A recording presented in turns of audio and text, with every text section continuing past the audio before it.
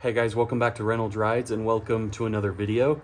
Today we are working on the ZR-1. If you're new to the channel, my name's Jeff and this is my Corvette dojo. The first thing we're gonna do today is replace the PCV valves. That's right, I said valves as the LT5 engine has two PCV valves. The PCV valves on the LT5 engine are just behind the plenum on the driver's side. There's one and then there's two. It's kind of hard to see on camera right now because they are a little buried. But what I'm gonna try and do is remove this black rubber housing here, which holds the PCV valves in place. I'm hoping I can kind of pop this off the line here and then snake it out so I can put in the new valves. First thing I'm gonna do is remove the brake booster line just to get it out of the way. And I went to loosen all of the clamps here, but they were already loose, which is awesome. You gotta love that. So let's see if we can pop this guy off and get it out. Oop. There we go. I wasn't expecting the valves to come out with it, but that's okay. Let me get you guys down in here a little bit so you can see where they sit. Again, just behind the plenum. Right down in there. Obviously it's pretty tight quarters down in here, but those came out way easier than I thought they would. All right, let's get these old PCV valves out and the new ones in. So the reason I'm doing this is just because I have no idea when or if these have ever been replaced. So I just thought I'd do some preventative maintenance. I just want to be sure that the system is functioning and breathing as it should.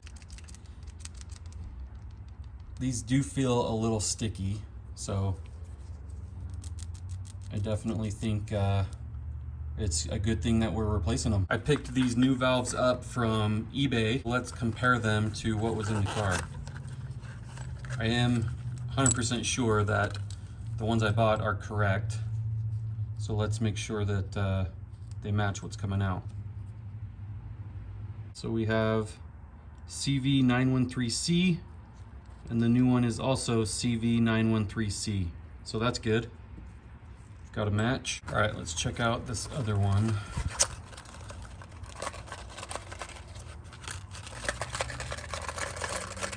Maybe. All right, so this is CV769C, and the one coming out is CV746C. So that's not correct.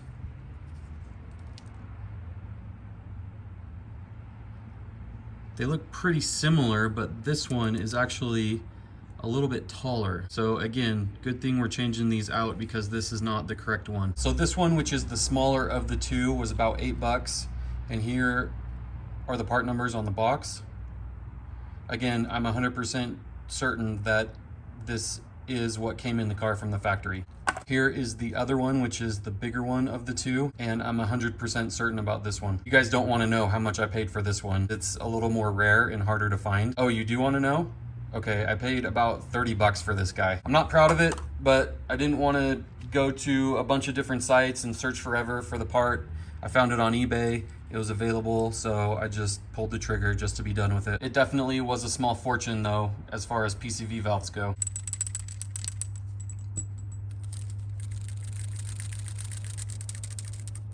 Much better. All right, the new valves are installed. I went ahead and replaced the zip tie that was around the housing. I believe that's there to just hold everything in place a little bit better. But everything is ready to go back in the car. I think I'm going to hang on to the old valves just as a backup set, even though one of them is wrong.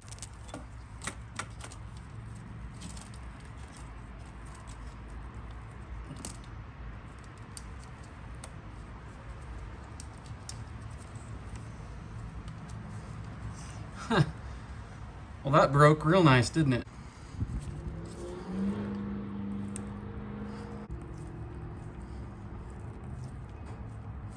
Obviously, I'll have to order a new one of these, which sucks, but oh well.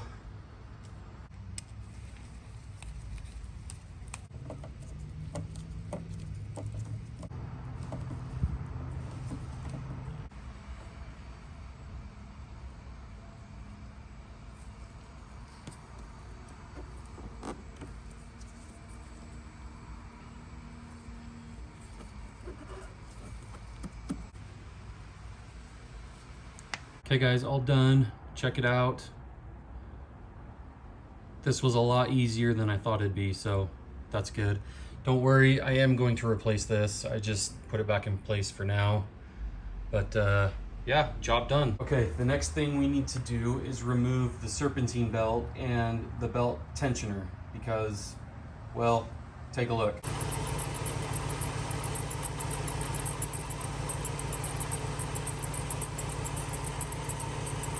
The belt tensioner pulley has seized up, so I'm going to have to replace that. And in order to do that, I have to remove the tensioner. The seized pulley has caused some damage to the serpentine belt, so while we're in here, we're just gonna replace that as well. I would love to get you guys down in here so you can see what I'm doing, but I don't think that's gonna be possible just because it's really tight down in here. There's hardly enough room for my hands, so I don't think I'll be able to squeeze my iPhone down in here at all. What is this, amateur hour? The first thing I'm going to do is get the serpentine belt off and then start working on the tensioner. Okay, I got the belt out. It doesn't look too bad, but because the tensioner pulley is seized, it kind of chewed up the belt along the edges here. And also, I have no idea when this was last replaced. So I got a new one. We're gonna put that one in, but now I need to get the tensioner out. I can tell that the new serpentine belt is gonna be really fun to install. Just removing the tensioner bolt now, and then hopefully I can snake it out relatively easily. Okay, the tensioner is out. I pretty much had to take apart half the motor in order to get it out. Not really, I'm just exaggerating. I did have to take off the air horn piece right here.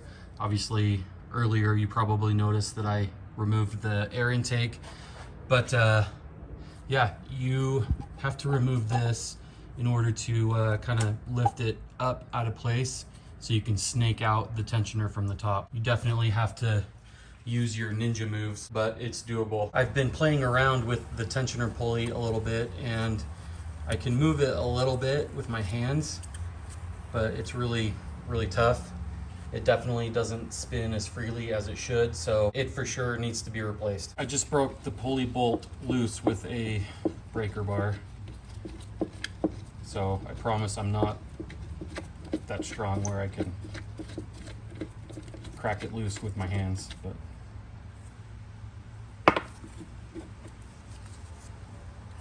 here's a look at the old one.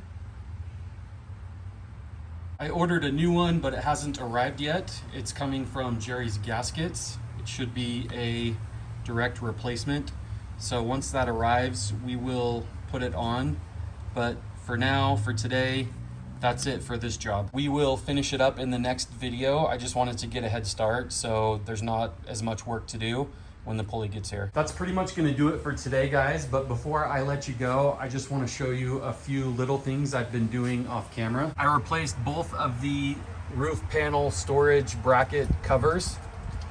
So as you can see, those look really nice. The old ones were cracked and broken. As you can see, the new ones are black, and that's because I wasn't able to find new covers in the same color as the old ones. If you guys know of a place where I can find them, let me know. I also replaced these black plastic bezels on the back of the headrests. The old ones were cracked and broken, so those definitely needed to be changed, and they look really nice. And last but not least, I replaced the vanity mirror light bulbs. So these are all working now and looking good. So again, in the next video, we will replace the tensioner pulley, and I will also explain what is going on here, so stay tuned. That does it for this video, guys. I want to thank you so much for watching. If you enjoyed it, please give it a big thumbs up. Be sure to subscribe. It's free, it's easy, and there's a lot more Corvette content coming. Take care, guys. I'll see you in the next one.